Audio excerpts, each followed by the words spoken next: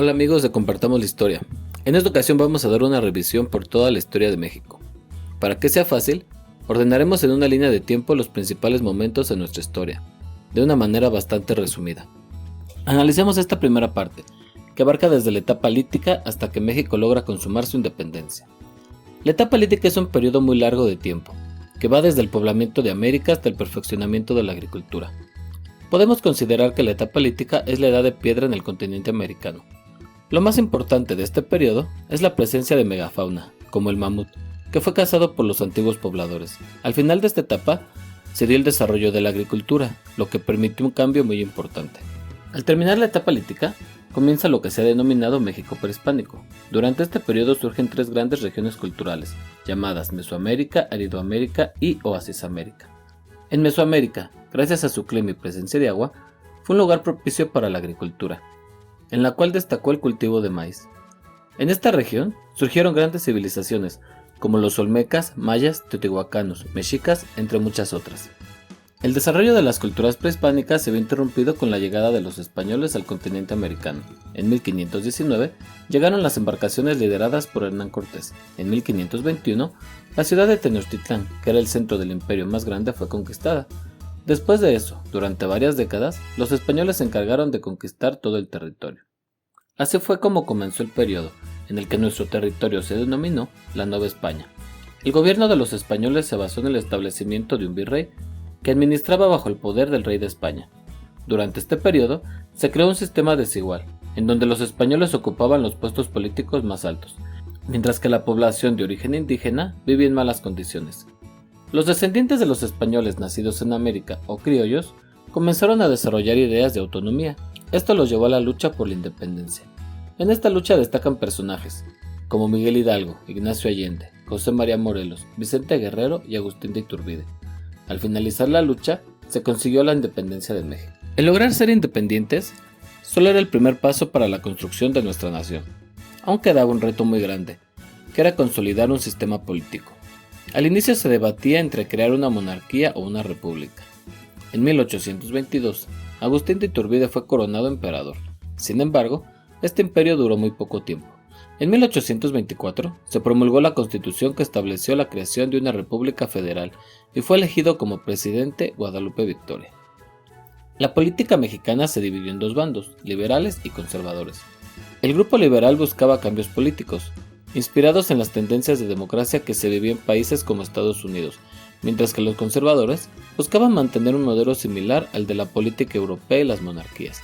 Ambos grupos se mantuvieron en una constante disputa durante todo el siglo XIX. Los liberales optaron por la República Federal, mientras que los conservadores buscaban una república centralista. Algunas de las consecuencias derivadas del conflicto entre ambos grupos son la Revolución de Ayutla en 1854, que se da contra la dictadura de Santa Anna, la promulgación de la Constitución de 1857 y la Guerra de Reforma, que se da de 1858 a 1861. El personaje más destacado de este periodo fue el presidente Benito Juárez.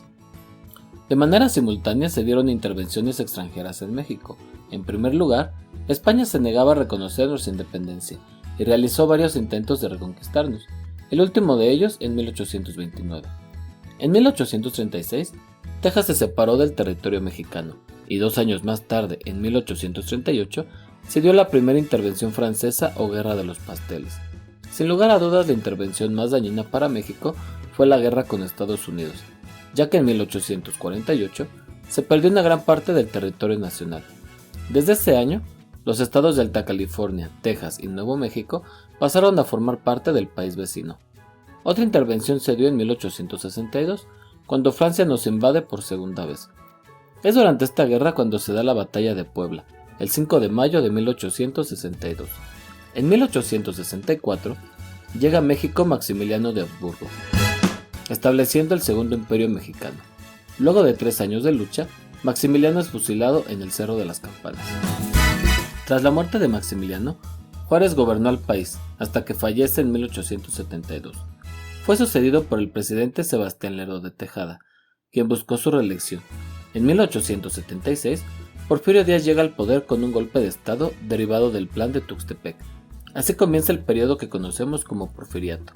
En este periodo de más de 30 años, se da la modernización e industrialización de México. Sin embargo, también se acrecentaron las condiciones de desigualdad social, lo que ocasionó conflictos en distintas regiones del país. Esta desigualdad, sumada a la ausencia de democracia, provocó la Revolución Mexicana, un levantamiento armado que inicia cuando Francisco I. Madero convoca un levantamiento, que inició el día 20 de noviembre de 1910. Aunque Porfirio Díaz parte al exilio en 1911, continuó en México una guerra que se prolongó durante 10 años más, en la cual se enfrentaron diversos líderes de distintas regiones del país. Uno de los principales logros de la lucha armada fue la promulgación de la Constitución de 1917. Tras la Revolución, Álvaro Obregón llega a la presidencia y comienza un periodo de restauración de las instituciones del país. En 1926, durante el gobierno de Plutarco Elías Calles, se dio la Guerra Cristera, un enfrentamiento armado entre grupos que, secundados por la Iglesia, buscaban derrocar la Constitución. En 1928 comienza el periodo denominado Maximato. Durante este periodo, Plutarco Elías Calles se consolidó como jefe máximo del país.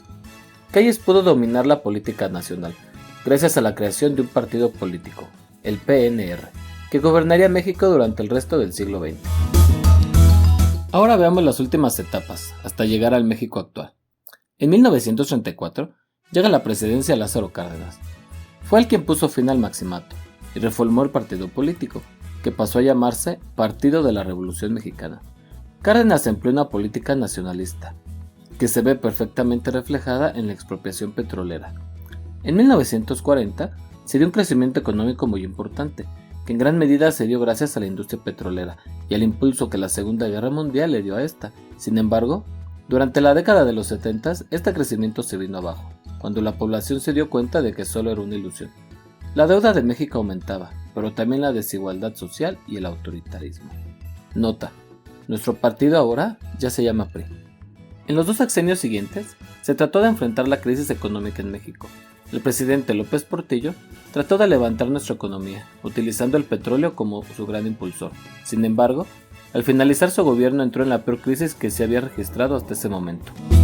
En 1982, el presidente Miguel de la Madrid dio la vuelta a la política nacional, dando paso a la implementación de un modelo impuesto por Estados Unidos e Inglaterra, llamado neoliberal. Con este modelo se comenzó la privatización de las empresas que pertenecían al Estado. Carlos Salinas de Gortari dio continuidad a este modelo e impulsó la globalización económica con la firma del Tratado de Libre Comercio. Los últimos presidentes del país han seguido este modelo. Son muchísimos los acontecimientos relevantes que han pasado en México durante su historia y podríamos hablar durante horas de cada uno de ellos. En esta línea de tiempo te he presentado solo aspectos fundamentales para conocer tu historia. Gracias y hasta luego.